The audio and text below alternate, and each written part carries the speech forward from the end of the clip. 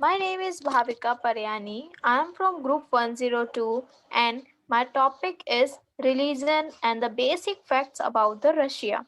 There are only four religions are official. First is Orthodox, second is the Christianity and the third is Islam, Buddhism and Judaism. Since the fall of communism, religion has thrived with the churches and monasteries springing up all over the country. Decades of Soviet rule have left the mark to the how the Russia declare themselves atheist. Although figures vary among believers, Orthodox Christianity dominates, but smaller Christian dominates also exist. Doing it differently, religious holidays banned after 1917. Revolutions are now back on the Russian calendar. Christmas and Easter are once again marked in a grand fashion. Still, Russian Christians do it in a differently from the West. Soviet Russian adopted the Gregorian calendar, already widely accepted for from the Russian world, and the Russian Orthodox Church still use the old Julian calendar, and that now falls 13 days behind. Instead of December 25, Russian Christmas is marked as the January 7. The same goes for the other religious holidays. When Europe finished celebrating, Russia only begins to gear up for their festival, and there something religion in Russia is diverse with Christianity, especially Russian Orthodox being the most widely professed faith, but with the significant minorities of non-religious people and adherents of other faith. In 1997, law on religion recognizes the right to freedom of conscience and creed to all the citizenry of the spiritual contribution of Orthodox Christianity to the history of Russia, and respect to Christianity, Islam, Buddhism, Judaism, and other religions and creeds which constitute an inseparable part of the historical heritage of Russia. Peoples, including ethnic religion or paganism, either preserved any religious organization may be recognized as traditional if it was already in existence before 1982, and each newly organized religion must update its credentials and re-register yearly for 15 years, and in the meantime until eventual recognition stay without rights. So before the 10th century, Russian practiced Slavic religion. Orthodox Christianity was made the state religion of Kievan Rus in 987 by Vladimir the Great, who opted for it among other possible choices as it was the religion of Xanthare Empire. Russian Orthodox Church perceived as the glue consolidating the nation, accompanied by the expansion of the Russian Empire in the 18th century. The dominance of the Russian Orthodox Church was sealed by a law, and as the empire incorporated peoples of alternative creeds, then were tried to the Athens to skirt any issue of the integration. Only the Russian Orthodox Church could engage in missionary activity to convert non-Orthodox people, was treated as offense punishable by law. Catholicism, Islam, and the other religions were tolerably among outsider people, but forbidden from spreading among Russians. Russian Orthodox Church, when put forward stances of freedom of conscience, namely the old believers who separated from Russian Orthodox Church from Patriarch Nikon's reform in the 1653. But the end of the 18th century, Devonre popular religion, which preserved Slavic atheism under a Christianity surface, found appreciation among intellectuals who tried to delineate Russians' activism against the West. At the dawn of the 18th century, Platonic world philosophy and the movement including spiritualism, theosophy, anthroposophy, Hermetism, Russian Gnosticism, and other become widespread. After the revolution, Russian Orthodox Church lost its privileges, as did all minority religion, and the new state worked towards an atheist official ideology. Under the Soviet Union, the Russian Orthodox Church lived periods of repression and periods of support cooptation by the state. Despite the policies of a state atheism, census reported a higher religiosity among the population in 1929. 80% of the population were believers, and 1937, two-thirds described themselves as a believer, of whom three-fourths as Orthodox Christian. The Russian Orthodox Orthodox Church was supported under Joseph Stalin in 1940.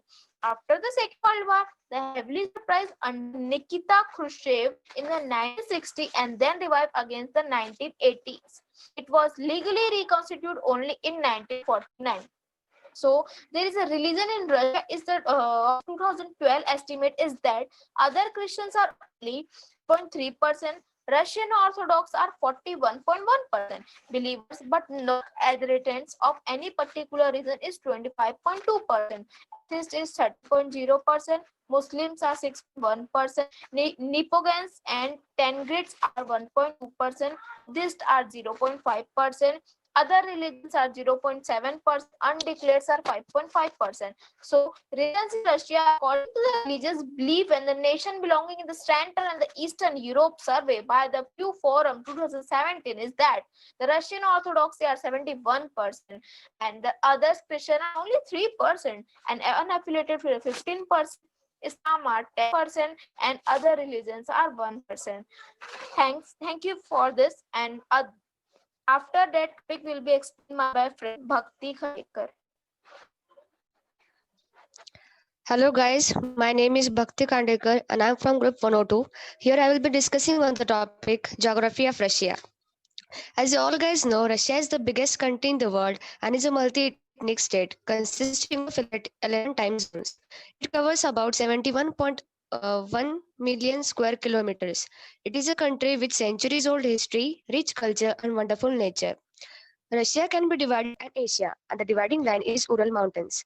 It has borders with North Korea, China, Mongolia, Poland, Kazakhstan, and Norway.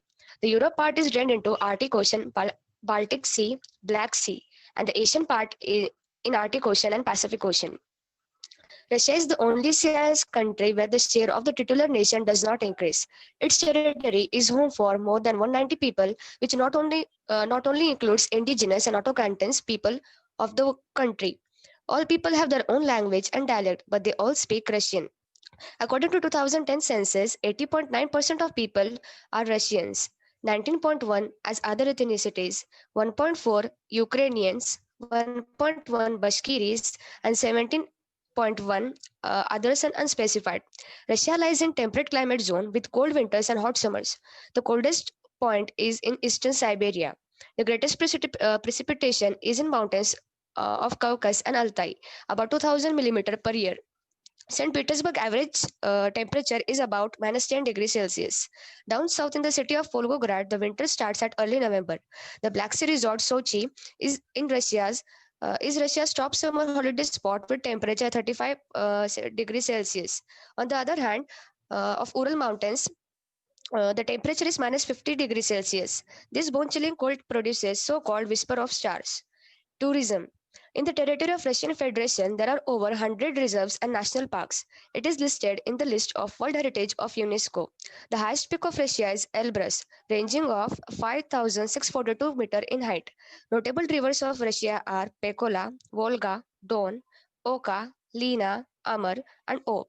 The most popular tourist destination includes Lake Baikal, valleys of geysers, Kamchatka with its volcanoes.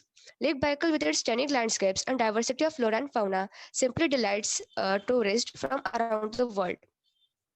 Russia has 8 official holidays. In this way, I would like to end my topic, and the further topic will be continued by my friend Alan. Thank you. Hey guys, I'm Al Sebastian from Mental Faculty 102 and I'll be talking about the political system. Before we start talking about political system, we all know that Russia is a huge country and you might be thinking how the government is managing such a huge country. Well, the political system is pretty easy to understand if you get the concept of it. First, let's kick off by saying we'll start understanding the basic. Okay, so yeah. So the constitution was adopted by the national referendum on December 12th, 1993. Okay. Then then then the the political system is divided into three: president, parliament, and government. Russia is a federal presidential republic. The executive power is split between the president and the prime minister. The prime minister holds the highest authority in Russia. He commands the entire armed force. and he's a dominant figure of Russia. Then we have the legislative. The legislature is represented by the Federal Assembly of Russia. It has two chambers: the State Duma, that's upper, and that's lower. State Duma is lower, and the Federation Council, that's the upper. There are like State Duma and Federation Council. There are two houses. Then let's talk about. Then we have the president. Well, the current president of Russia is Vladimir Putin. The president is the head of the state. He represents the entire nation. He is voted every 6 years for a maximum of two consecutive terms. The original constitution had 4 years presidential term, but it was amended to amended 6 years of parliament, 6 years by the parliament in late 2008. The new rule will not apply on the current administrative and will come to effect only after the next election. Due to 2012, the presidents working in the residence of the Moscow Terminal, the president determines the basic domestic and foreign policies. The commander-in-chief of the armed force and federal legislative bill. He resolves the issues of the citizenship in Russia, Russian Federation, and awards state declaration and grants pardon. Then we have the government. We talk about the government. The government is split between a number of ministries. Some of them in turn have federal services and federal agencies answerable to them. The head of the government is the prime minister. The current prime minister is Mikhail Mishustin. Okay, and this is him. This is the current prime minister. Okay, and here he's approved by the he's appointed by the president and confirms the state duma. The government is housed in so-called White House in Moscow. The government ensures implementing domestic and foreign policies, works with the federal budget, and oversees the implementation of financial and monarchical policies, ensures the rule of law and human rights over the freedoms. Then we'll talk about the parliament. Well, the parliament, as I said earlier, is divided into the upper and the lower. The upper is the Federation Council and the lower is the State Duma. Let's talk about the Federation Council. Federation Council of Russia is the upper house of the parliament and was created in 1993. The constitution, it was act as a voice of Russian Federation federated entities. The council has explicitly stated that no political faction are to exist in the upper house. So that's it for upper. Then we talk about the lower house, that is the State Duma. The State Duma is all the lower house, also known as the State Duma. And as you can see in the image, this is the State Duma. The State Duma is the lower house of Russian Parliament, and like the 450 deputies are elected in terms of 5 years, following the constitutional amendment agreed by the Parliament in late 2008. However, the original term of 4 years will not apply in the current Duma, as the new rule do not. However, the original terms of the 4 year will not apply to this current come to effect until the next election. Any Russian citizen over the age of 21 is not eligible to run. Is able to run. Sorry, is able to run. Half of the seat used to fill. Half of the seat used to be filled through proportional representation, and other half through a single seat constituency. Now the system has changed.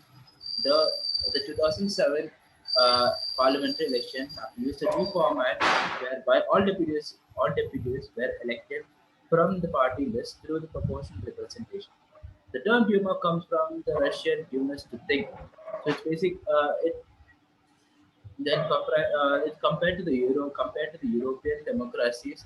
The Russian Duma is quite young. It was founded in 1906, but it didn't survive in 1970 due to the revolution. But it bounced back again in 1993 when Russia's first president Boris Yeltsin introduced the new constitution. All bills proposed by the Federation Council must first be considered the State Duma.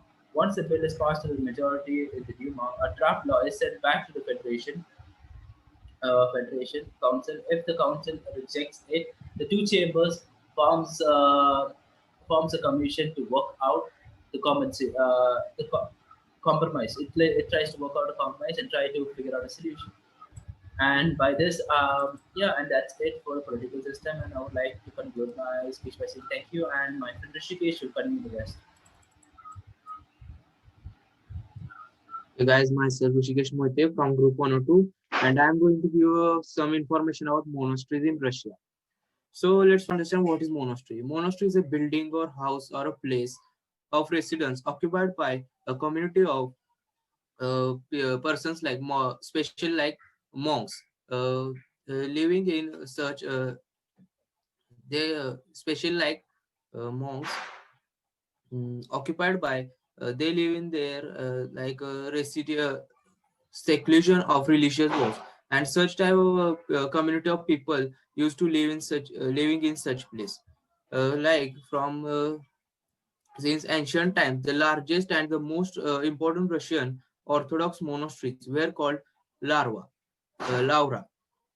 The Holy Trinity, Saint Sergius Laura, was 70 kilometer from the Moscow, was founded in the 14th century by the Saint Sergius.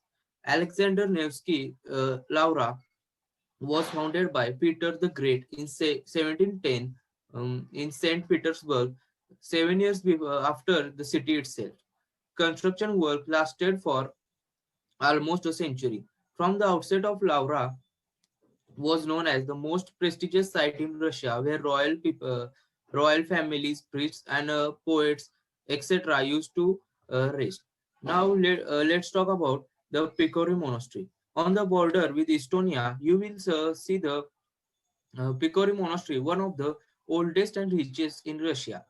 Enjoy the main monastery buildings uh, here, like Cathedral of the Dormition from 15th mid to 18th century, which lower part is an ancient cave church in the Holy Hill. The cathedral houses the main monastery icon of the Dormition of the Mother of God in 1521, which is said to create miracles and the relics of Saint Martyr Cornelius. Nearly 300 years later, in 1759, an attractive Baroque structure was built above the cathedral of the Dormition. The Church of the Intercession entered from the caves. Then now let's see our next monastery, the Donskoy Monastery of the Mother of God. Donskoy Monastery of the Mother of God is situated nearby Donskoy Square. The Donskoy monastery was founded in the 16th century by Tsar Fedor Lonvik in the honor of majestic deliverance mm, of Moscow from the hordes of Khan Kazimir. The miracle was achieved thanks to the Donskoy icon of Our Lady. The church of the Donskoy icon of the Mother of God was laid instead the Tsar Fedor's camp church. The cemetery of the Donskoy Monastery is famous for its splendid decoration of the tombstones. One of the sculptors who performed the decoration was I.P. Martos, the mm, author of the monument to Minin and Pozarsky. Now let's see Novospassky Monastery. The Novospassky Monastery is located near Kristianskaya Zastava Square. The Moscovites and tourists are mostly struck and attracted by the imposing forms of the ancient cathedral of the God's Transfiguration, the center of the Novospassky Monastery. The monastery has existed on a high bank of the Moskva River since 1490.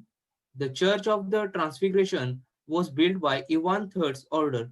Monks were transferred there from the Kremlin. At the end of 18th century, a Church of the Mother of God since was built by VI Bazonov's project. At the same time, a new five-tiered belfry was created by IP Zerevstov. Now, let's see our next monastery, which is the Petrovsky or Visko-Petrovsky monastery. The Petrovsky or Visko-Petrovsky monastery is located in Petrovka Street 28, magnificent Narishkin's palace and a red brick wall with a bell tower from the center of the local scenery. Uh, the like there's a legend that Grand Duke Ivan Kalita had a vision on that place. He decided to erect a men's monastery and began that grandiose building with the erection of a church in honor of the Bogolyubsky Holy Virgin. It happened in 1326. Ivan Kalita's tutor, Metropolitan Peter, interrupted the vision as a prediction that he would die earlier than the Grand Duke, and he was not wrong in that supposition of his. For a long period of time, the history of the Visko-Petrovsky monastery has been connected with the name of Peter the Great. When Peter first was born, Narishkins endowed their palace to the monastery in honor of the event. Uh, Now, thank you guys. So this was little information about the great monasteries of Russia. Okay, thank you.